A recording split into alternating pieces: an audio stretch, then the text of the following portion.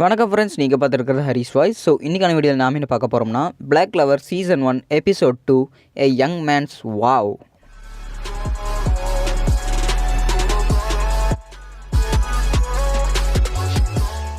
ஸ்டார்டிங்லேயே 10 வருஷத்துக்கு முன்னாடின்னு சொல்லிட்டு ஃப்ளாஷ்பேக் காட்டுறாங்க. ஸோ ஆஸ்தாவும் யூனோவும் எங்கேயோ ஓடிட்டுருக்கிறாங்க. ஸோ ஆஸ்தா முன்னாடி போயிட்டார். யூனோ அவரை ஃபாலோ பண்ணிட்டு போகும்போது கீழே விழுந்து அழுதுட்டு இருக்காரு.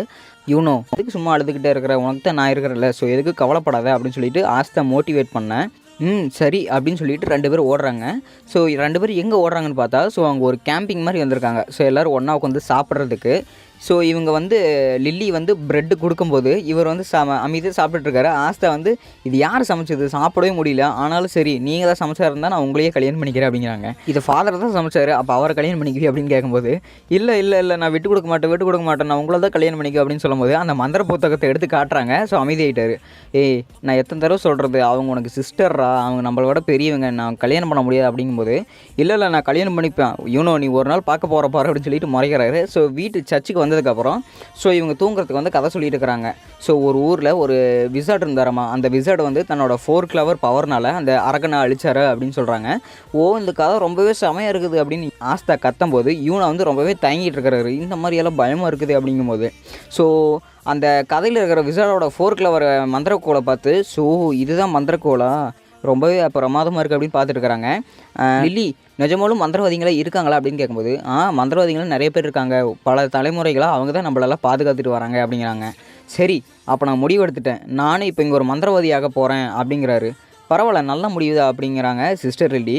மந்திரவாதியா அப்படின்னு சொல்லிட்டு யூனோவும் ஆசைப்படுறாரு. நம்ம என்ன தான் அனாதை இருந்தாலும் ஏழையாக இருந்தாலும் நான் ஒரு மந்திரவாதியாகி நம்ம எல்லாத்தையும் ஒரு மேலே இடத்துக்கு கொண்டுட்டு போக போகிறோம் பாருங்கள் அப்படின்னு சொல்லிட்டு வாக்குறுதி கொடுக்குறாரு. ஸோ சிஸ்டர் லில்லியே பார்த்துக்கிட்டு என்ன அழகாக சொல்கிறான் பாரு அப்படின்னு சொல்லிட்டு வெக்கப்பட்டு இருக்கிறாங்க. ஸோ யூனோவுக்கு ஒரு ஆசை வருது, அந்த பெண்டண்ட்டை பிடிச்சிக்கிட்டு அவரும் ஆசைப்படுறாரு. சிஸ்டர் லில்லி, நான் விசார்ட் ஆனதுக்கப்புறம் உங்களுக்கு எனக்கு கல்யாணம் அப்படிங்கிறாங்க. இல்லை அதெல்லாம் முடியாது அப்படின்னு சொல்லிட்டாங்க. அட என்ன டக்குன்னு இப்படி சொல்லிட்டீங்க, நான்லாம் விட்டு கொடுக்க மாட்டேன், என்னை கல்யாணம் பண்ணிக்கங்கன்னு சொல்லி மறுபடியும் கெஞ்சிட்டு இருக்காங்க. ஸோ யூனோவும் ஆசைப்பட்டுருக்காரு. ஸோ 12th டிசம்பர் அப்போது ஒரு சம்பவம் நடக்குது. என்னென்னா, ஸோ இவர் மேஜிக் வரதுக்கு ட்ரை பண்ணிகிட்டு இருக்காரு. எனக்கு மேஜிக்கே வர மாட்டேங்குது அப்படின்னு சொல்லிட்டு அழுதுட்டு இருக்காங்க. ஸோ சிஸ்டர் லில்லி அங்கே துணி காய போட்டிருக்காங்க. லில்லி, நான் உங்களுக்கு ஹெல்ப் பண்ணிட்டேன் அப்படிங்கும்போது, நீ கேட்டதே எனக்கு ரொம்ப சந்தோஷம் தாவா, ஹெல்ப் பண்ணு அப்படிங்கிறாங்க. அப்போ நான் உங்களுக்கு கல்யாணம் பண்ணிக்கிட்டு அப்படின்னு கேட்குறாங்க. இல்லை முடியாது அப்படின்னு 10 தடவை கேட்குறாரு, கல்யாணம் பண்ணிக்கிறேன்னு. ஸோ இவங்க முடியாதுன்ட்டாங்க. யூனோ கையில் அந்த குழந்தைய எடுத்துகிட்டு வர்றாரு. நீ என்ன பார்த்துக்கிற கூட, நான் பார்த்துக்கிறேன் அப்படின்னு சொல்லிட்டு ஆஸ்தா அந்த குழந்தைய வாங்கி போட்டு ஆட்டுறாரு. அந்த குழந்தை அழுதுட்டு இருக்குது. ஸோ அந்த சிஸ்டர் லில்லி வாங்கி அந்த பார்த்தியா குழந்தை எவ்வளோ அடங்கிட்டான் அப்படின்னு சொல்லிட்டு அந்த குழந்தைய பார்த்துக்கிட்டு இருக்காங்க. திடீர்னு ஃபாதர் வந்ததுக்கப்புறம் யார் எனக்காக இந்த வேலையை செய்ய போகிற அப்படின்னு சொல்லும் போது, அந்த வேலை என்னன்னு கூட கேட்காம நான் போகிறேன் அப்படின்னு கத்துறாரு ஆஸ்தா. இது ரொம்பவே முக்கியமான வேலை, அதனால் யூனோ நீ தான் இதுக்கு போகிற அப்படிங்கிறாங்க. ஃபாதர், நானும் தான் இருக்கிற, எதுக்கு அவனை போய் கொடுக்குறீங்க அப்படிங்கும்போது, யூனோ இதை கேட்டுக்க, இது ரொம்பவே முக்கியமானது, 2 ஊருக்கான சமாதானம் பண்ணக்கூடியது, ஸோ இது முக்கியமானது, அதனால தான் நான் உங்கள்கிட்ட கொடுக்குறேன் அப்படிங்கிறாங்க. ஆஸ்தா, நீ என்கிட்டையும் கொடுக்கல, அதை கூட நான் போய் கொடுத்துட்டு வரேன் அப்படிங்கும்போது, இல்லை ஃபாதர் எனக்கு மட்டும் தான் கொடுத்தாரு, ஸோ இதை நான் தான் கொண்டு போய் கொடுப்பேன் அப்படின்னு சொல்லிட்டு, சரி நான் போயிட்டு வரேன் அப்படிங்கிறாங்க. பக்கத்து ஊர் சிட்டியில் இன்னொரு சம்பவம் நடக்குது. அங்கே இருக்கிற ஒரு மதுபான கடையில் ஒருத்தர் கடை வாங்கி குடிச்சிட்டே இருக்கும்போது, நீ ஃபஸ்ட்டு அந்த கடனை கட்டு, உனக்கு அப்புறம் நான் மதுபானம் தரேன் அப்படின்னு சொல்லிட்டு அவனை வெளியே துரத்தி விட்டுருவான். ஸோ யூனோ ஓடி வரும்போது தடிக்கு கீழே வந்துடுவார். அந்த பெண்டன் ரொம்பவே ஜொலின்னு ஜொலிக்குது. ஸோ இவனுக்கு அந்த பெண்டன் எப்படியோ திருடி அடகு வச்சிடலாம் அப்படின்னு சொல்லிட்டு யோசிக்கிறாரு. ஸோ அந்த போஸ்ட் கவரையும் இங்கே கொடுத்துட்டாரு. ஸோ கொடுத்ததுக்கப்புறம் அவர் திரும்பி போகும்போது வேகமாக போயிட்டுருக்காரு. ஸோ திடீர்னு பார்த்தீங்கன்னா அவன் மேலேயும் முட்டிட்டாரு.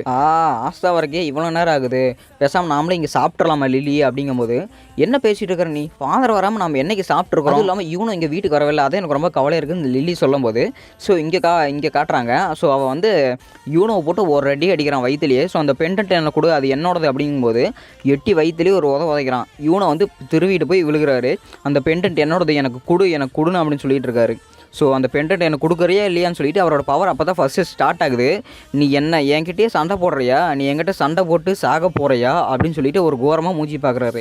ஸோ அவர் அழுதுகிட்டே இருக்காரு. திடீர்னு ஒரு சத்தம் வருது.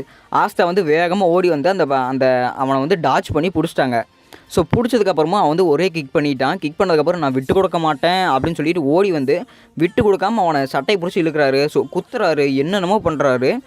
ஆஸ்தா என்னதான் அடிக்கவும் அவள் திருவி சுற்றி தூக்கி போடுறான், குழந்தைன்னு கூட பார்க்காம.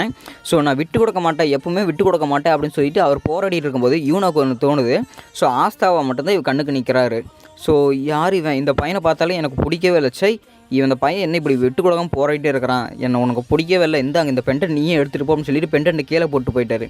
ஸோ அந்த பெண்டன்ட்டை கூட கிடைக்காம ஆஸ்தா வந்து அடிபட்டு டயர்ட் ஆகிட்டார். ஸோ மறுபடியும் ஃப்ளாஷ்பேக் முடிஞ்சு ரியல் வேர்ல்டுக்கு வந்துட்டாங்க. பிறக்கும் போதே சக்தி இல்லாமல் பிறந்த நீ உனக்கு அப்புறம் இப்பேற்பட்ட சக்தி கிடச்சிது அப்படின்னு சொல்லிட்டு அந்த திருடன் கத்துறான். என்னதான் இருந்தாலும் சரி நான் உன்னை அழிக்காமல் விட மாட்டேன் அப்படின்னு சொல்லிட்டு ஒட்டு அந்த செயினி அவன் மேலேயே விடுறாரு.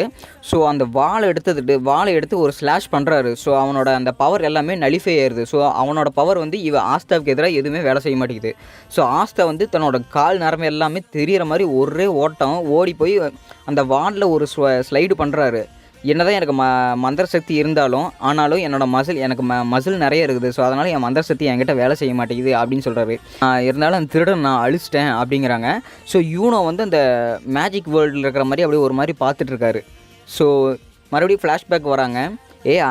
யூனோ எதுக்கு கவலைப்படாத, அதான் நான் வந்துட்டேன்ல, நான் எப்படியாவது விசார்ட் ஆகணும், நான் விசார்ட் ஆனதுக்கப்புறம் உங்கள் எல்லாத்தையும் நான் நல்லா பார்த்துக்குவேன் அப்படிங்கிறாங்க. நான் மட்டும் நீ விசார்ட் ஆக முடியும், உன்னாலே விசார்ட் ஆக முடியும் பாரு, என்னால் ஆக முடியுமா, எப்படி சொல்கிற அப்படிங்கும்போது ஆமாம் நினச்சா யார் வேணால் முடியும் அப்படிங்கிறாங்க.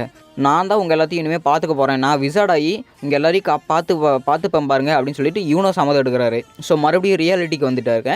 எப்படியோ எனக்கு ஒரு கிரிமியர் கிடச்சிருச்சு, என்னோடய பவர், இதை நான் வாழ்நாள் முழுக்க என் கூட எதை வச்சுக்க போகிறேன், நான் சாகிற வரைக்கும் இது ஒன்று தான் என் கூட இருக்க போகுது அப்படின்னு சொல்லிட்டு அந்த புக்கை கட்டி பிடிச்சி மொத்தம் கொடுத்துட்டு இருக்காரு. ஆஸ்தா உனக்கு ஞாபகம் இருக்குது அப்படின்னு சொல்லும்போது மறுபடியும் பாஸ்ட்டுக்கு வராங்க. நீயும் நானும் சேர்ந்து விசார்ட் ஆகணும், உனக்கு போட்டியாக நானும் எனக்கு போட்டியாக நீயும் இருக்கணும், சம்மதமாக அப்படிங்கிறாங்க. ஸோ சம்மதம் போட்டுக்கிட்டாங்க. ஸோ உனக்கு அது ஞாபகம் இருக்குது அப்படிங்கும்போது நீ இன்னும் அதெல்லாம் ஞாபகம் வச்சிருக்கிற, நீ அதெல்லாம் ஞாபகம் வச்சிருக்க மாட்டேன்னு நினச்சனே அப்படிங்கிறாங்க. சரி எனக்கு சம்மதம் அப்படின்னு சொல்லிட்டு 2 பேரும் டாச் பண்ணிக்கிறாங்க, யார் பெரிய விசார்ட் ஆவாங்க அப்படின்னு சொல்லிட்டு அதோட இந்த எபிசோட முடிக்கிறாங்க. ஸோ இதே மாதிரி நிறைய வீடியோஸ் வேணும்னா மறக்காம நம்ம சேனல் சப்ஸ்கிரைப் பண்ணிக்கோங்க. Until then by from Harish voice.